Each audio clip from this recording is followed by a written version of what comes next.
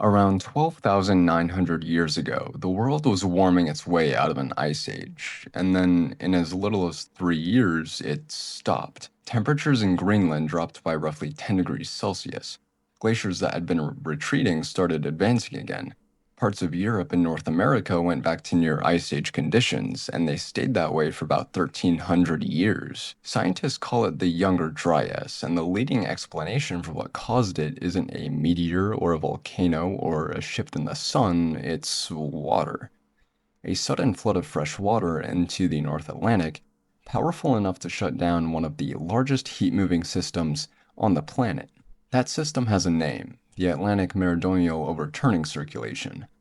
Most people only know part of it, the Gulf Stream. Here's what it actually does. Warm water moves north along the surface. Up near the Arctic, it cools, gets denser, and sinks.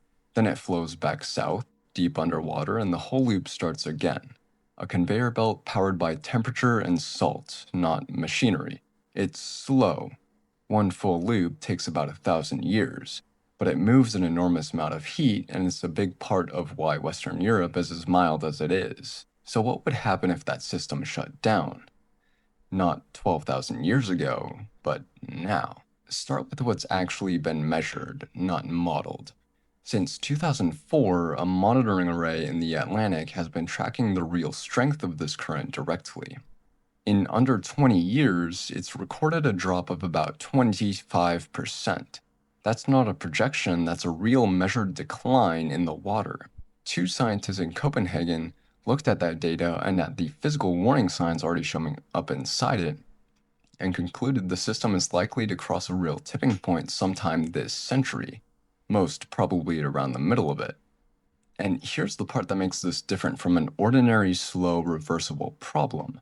A separate study found that once this system collapses, it's likely it doesn't come back, not for a very long time, unless atmospheric carbon dioxide drops back under a level the planet passed decades ago. We're well above that level now and still climbing. Now here's the part that sounds backwards, but isn't.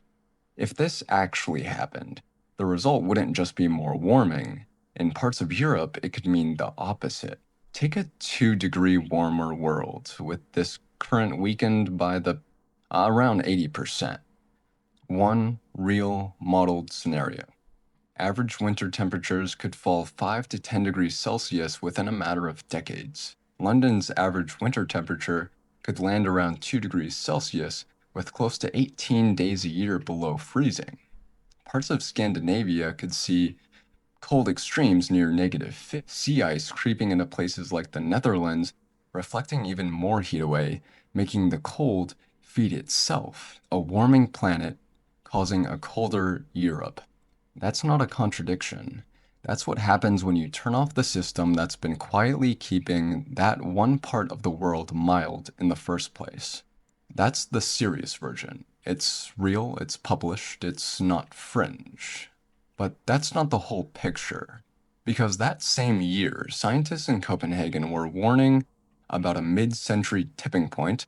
A different team, the UK Met Office and the University of Exeter, ran 34 different climate models under the extreme warming scenarios. Every single one, not most, every one showed no collapse before the year 20. Their explanation isn't a dismissal either. Under extreme warning, their models showed a different circulation starting to form over the Pacific. It's not strong enough to fully replace the Atlantic system on its own, but it's enough to keep some sinking going in the North Atlantic. Enough in their models to stop a full shutdown from happening. So, which is it? A statistical early warning signal pointing at mid-century, a full ensemble of climate models finding no collapse in any of them for at least another 75 years. Both of those are real, peer-reviewed, published findings. Neither team got it wrong on their face. They used genuinely different models and landed in genuinely different places. One is reading a warning sign already present in real measured data. The other is running the full physics forward and watching what actually happens inside the model. The body actually responsible for summarizing where the science stands, the IPCC, lands in the middle. Medium confidence that a full collapse won't happen this century. Not high confidence, but not dismissing it either. Meanwhile, the actual monitoring that would catch this from happening in real time is thinner than you'd expect. Right now, it runs on a patchwork of academic funding, roughly $1 billion a year, with no guarantee it continues past whatever grant currently happens to pay for it. Scientists are actively pushing for something more permanent, arguing most of the pieces for a real early warning sign already exist. System.